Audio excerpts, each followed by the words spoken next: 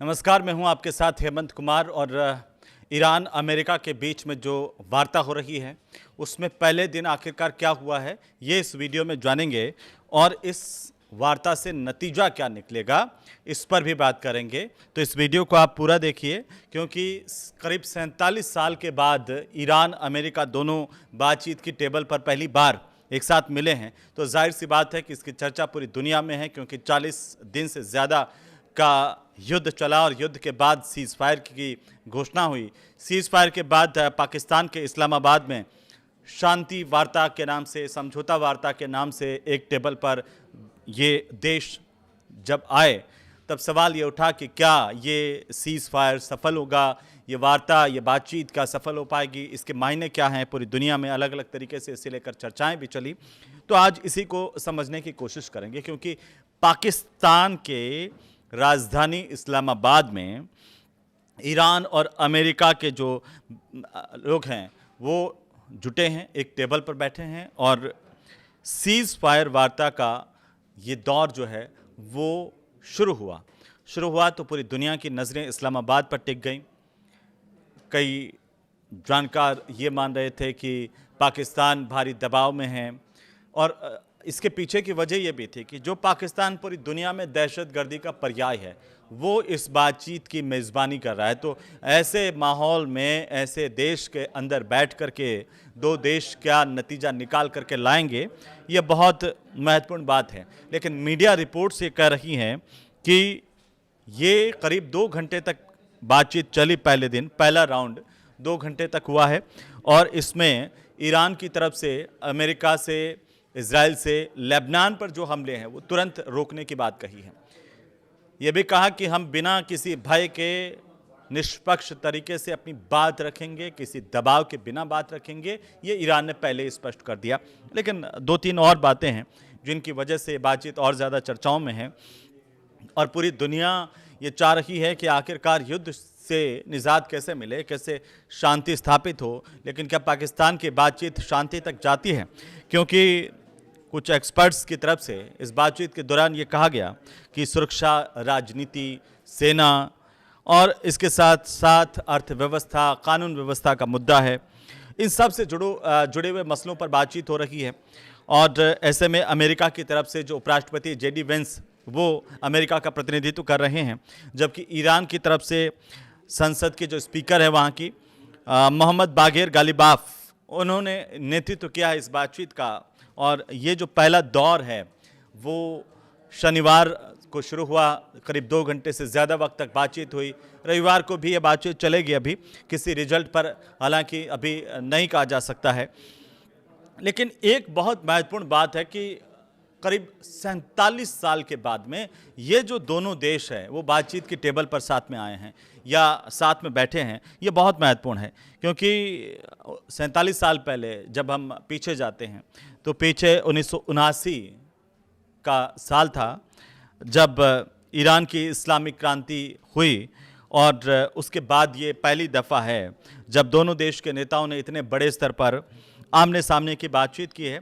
लेकिन इससे पहले ईरान ने क्या कहा है? ईरान ने ये कहा कि अगर इस्लामाबाद में चल रही बातचीत किसी नतीजे पर नहीं पहुंचती है तो सिर्फ इजराइल को इसका दोष नहीं दिया जा सकता है। क्योंकि एक तरफ अमेरिका, ईरान दोनों तरफ से सीज़ फायर का ऐलान हुआ।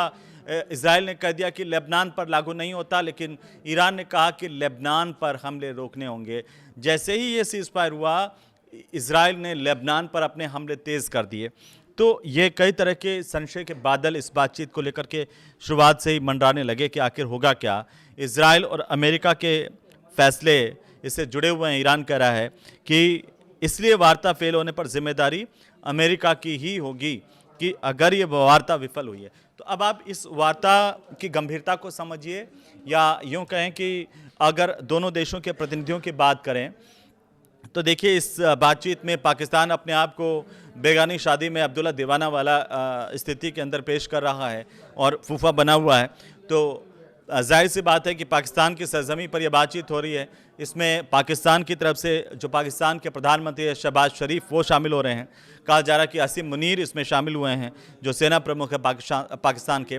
इशाक डार जो कि पाकिस्तान के विदेश मंत्री हैं, और इसके साथ साथ पाकिस्तान के जो राष्ट्रीय सुरक्षा सलाहकार हैं आसिम मलिक, वो भी मध्यस्थता के दौरान शामिल हुए हैं इस बातचीत में।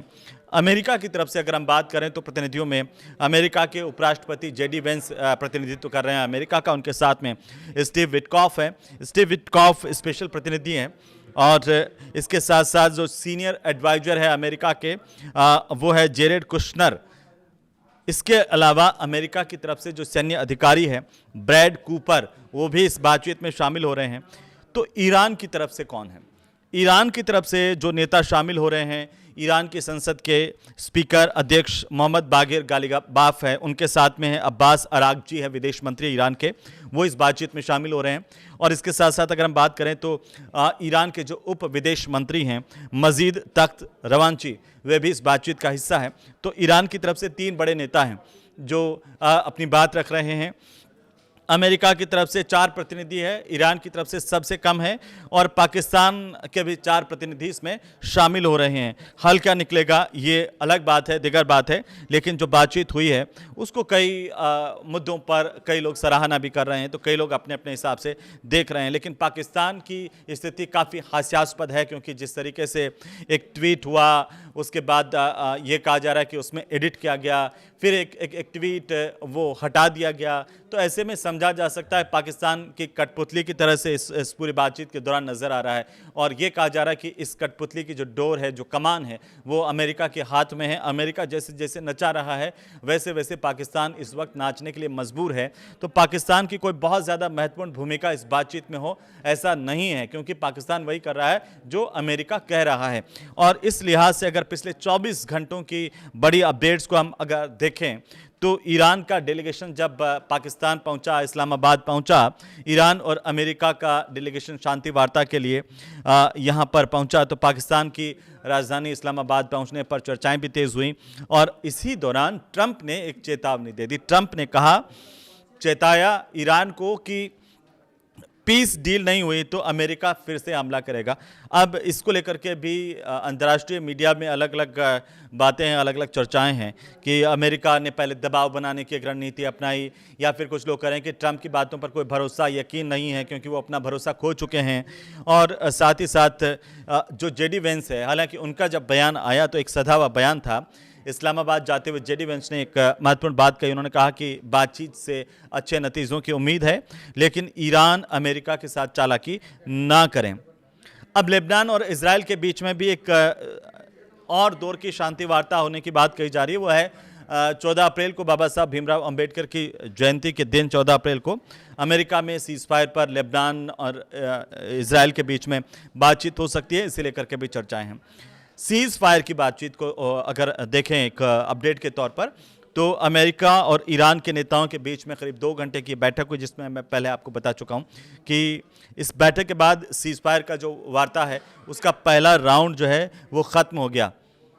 लेकिन बहुत दिलचस्प बात देखिए, जब ईरान के प्रतिनिधि यहाँ पर पहुँचे या गालिबाफ यहाँ पर पहुँचे इस्लामाबाद, तो एक एक्स पर फोटो शेयर की उन्होंने, और फोटो में क्या था कि उनका जो विमान था, उनकी उस विमान की सीटों पर उन बच्चों की तस्वीरें साथ थीं जो बच्चे अमेरिका के हमले में, इजराइल के हमले में मारे गए, और उनके खून से सने हुए स्कूल के बैग जो है, जूते रखे हुए थे, फूल भी रखे हुए थे। ईरानी शहर मिनाब में जंग का जो पहला दिन आपको याद होगा, 28 फरवरी, एक प्राइमरी स्कूल पर किस तरीके से हमला किया गया था। 168 लोगों की जान गई थी, इनमें बच्चे, स्कूल का स्टाफ शामिल था। और इस हमले का जो सीधा आरोप है वो है अमेरिका और इजराइल पर। अमेरिका ने कहा कि वे इस हमले की जांच कर रहे हैं, लेकिन ये जो दृश्य उन्होंने एक फ़ोटो साझा की, शेयर किया, वो उसने पूरी दुनिया का ध्यान खींचा कि किस तरीके से युद्ध ने इन बच्चों को, इन मासूमों को मौत का शिकार बनाया। तो अमेरिका और ईरान की जो सीज फायर की बातचीत है उसका दूसरा राउंड जब शुरू हुआ, तो उसमें जैसे मैंने कहा कि कई मसलों पर बातचीत हुई है इस्लामाबाद में। ईरान अमेरिका के बीच में जो ये बातचीत हुई पहले राउंड की, उसमें हालांकि कोई नतीजा नहीं निकला है, लेकिन दूसरे दौर की बातचीत में, अगले दिन की बातचीत में, रविवार को भी ये बातचीत जारी रहेगी। तो ऐसे में ये कयास है कि आखिरकार कोई न कोई नतीजा निकलेगा। अगर नहीं निकलेगा तो क्या होगा, ये आप इस वक्त सोच रहे होंगे, ये सबके मन में सवाल है। लेकिन लेबनान के जो प्रधानमंत्री हैं, वो एक और महत्वपूर्ण घटनाक्रम हुआ कि उन्होंने अपना अमेरिका का दौरा इससे ठीक पहले रद्द कर दिया। लेबनान के प्रधानमंत्री हैं नवाफ सलाम, उन्होंने अमेरिका का दौरा रद्द किया और वे अगले सप्ताह वाशिंगटन जाने वाले थे, जहां उनकी मुलाकात अमेरिका के जो विदेश मंत्री हैं मार्को रूबियो, उनसे होनी थी। लेकिन इससे पहले नवाफ ने कहा है कि लेबनान के जो मौजूदा हालात हैं उनको देखते हुए उनके देश में रहना ज़रूरी है। उन्होंने ये भी कहा कि उनकी ये जिम्मेदारी है ऐसे वक्त में कि वे अपने देश की सुरक्षा और एकता को बनाए रखें। लेकिन इन सब के बीच में आसिफ मुनीर जो है वो ईरान और अमेरिकी प्रतिनिधियों से अलग अलग ड्रेस में मिले। इस बात की भी चर्चा हुई कि ड्रेस बदल करके वो किस तरीके से अलग अलग मिले हैं उनसे।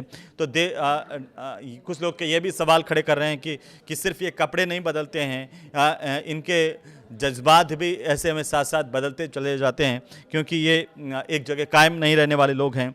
और अब पाकिस्तान की राजधानी इस्लामाबाद में आज जो कुछ हुआ वो पूरी दुनिया ने देखा। यहाँ पर पाकिस्तान के आर्मी चीफ की इस बात को लेकर के चर्चा है कि दोनों से प्रतिनिधियों से अलग अलग अंदाज में मिले। जब ईरान के प्रतिनिधियों से मिलने के लिए गए अलग ड्रेस में गए, उसके बाद में जब अमेरिका के प्रतिनिधियों से मिलने गए तो उनकी अलग ड्रेस देखी गई। और इस तरह से उन्होंने जो है इस मीटिंग को लेकर के बातचीत की है। लेकिन अमेरिका की तरफ से उपराष्ट्रपति जेडी वेंस, जबकि ईरान की तरफ से जो संसद के स्पीकर हैं मोहम्मद बागेर गालिबाफ इस मीटिंग का नेतृत्व करते हुए देखे गए। अब इस मीटिंग को लेकर के ये कयास है कि आखिरकार क्या इस मीटिंग से शांति जो है कि बात आगे बढ़ेगी। जाहिर सी बात है कि बातचीत होगी, कोई ना कोई नतीजा तो निकलेगा। लेकिन इससे पहले एक बहुत बड़ी बात हुई है, वो ये हुई है कि अमेरिका को एक गलतफहमी थी कि धमकियाँ दे देंगे और हॉर्मुज़ से अपना जो है ले जाएंगे। लेकिन ईरान ने सख्त पहले ही रुख दिखाया था। एक बार और ईरान का सख्त रुख देखने को मिला और ईरान ने कहा कि हॉर्मुज़ स्ट्रेट से कोई भी अमेरिकी जहाज नहीं गुजरा है। ईरान के सरकारी टीवी के मुताबिक एक सीनियर सैन्य अधिकारी ने इन खबरों को गलत बताया है। ईरान ने यह भी कहा कि उसने एक अमेरिकी युद्धपोत को ये चेतावनी दी थी कि अगर वो हॉर्मुज़ स्ट्रेट में आगे बढ़ता है तो 30 मिनट के अंदर उस पर हमला कर दिया जाएगा। और इसके बाद ये जहाज वापस लौट गया। इसकी चर्चा आज दिन भर हुई कि आखिरकार जो ट्रेलर दिखाया ईरान ने, उससे ये लग रहा है कि ईरान किसी भी तरह के दबाव में नहीं है। और ईरान ने पहले ही ये साफ कर दिया कि वो बिना किसी दबाव में ये वार्ता के टेबल पर है, बिना किसी डर के, बिना किसी भय के अपनी बात वो रख रहा है। तो इससे ये समझा जा सकता है कि कैसे यहाँ पर इस बातचीत के दौरान जब अमेरिका को लग रहा होगा कि एक तरफ बातचीत चल रही है, दूसरी तरफ हॉर्मुज़ का रास्ता वो इस लिहाज से खुलवा देंगे, तो ईरान ने इस तरह की खबरों का खंडन भी कर दिया। ये भी बता दिया कि कैसे अमेरिका का जहाज हॉर्मुज़ स्ट्रेट को क्रॉस करने की कोशिश कर रहा था और उसने उसको चेतावनी दी। इसके बाद वो वापस लौट गया है। तो जाहिर सी बात है कि हॉर्मुज़ स्ट्रेट जो है वो ईरान के पूरी तरह से कब्जे में है। अब बातचीत के नतीजे क्या निकलते हैं, आपको क्या लगता है, हमें कमेंट करके आप बता सकते हैं। लेकिन फिलहाल ये जो घटनाक्रम हुआ है पूरा का पूरा वो 11 अप्रैल का घटनाक्रम है, जिसमें 12 अप्रैल को भी ये बातचीत जारी रह सकती है। उसके बाद क्या नतीजे आते हैं वो भी हम आपके साथ साझा करेंगे। लेकिन तब तक के लिए मुझे अनुमति दीजिए।